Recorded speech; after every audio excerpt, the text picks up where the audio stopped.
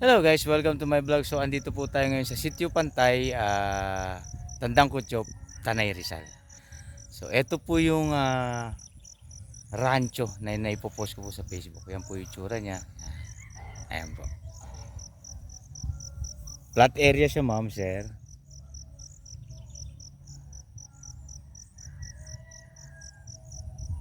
Ayan.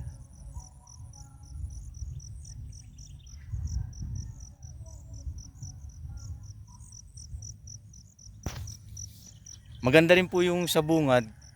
Kalapit lang po siya ng pinaka barangay road. Actually, hindi siya barangay road, magiging main road po siya. Malapad po yung kalsada. So aabot po ng 12 meters yung kalsada po sa harap. Bali lusot po niya is Baras tapos Tanay. May possible din po magkakaroon po dito ng daan papuntang Marilaki. Yan. Yan po siya. So yung details na lang po ma'am sir, PM na lang po. Ilalagay ko na lang po sa screen yung Facebook account ko. Thank you po.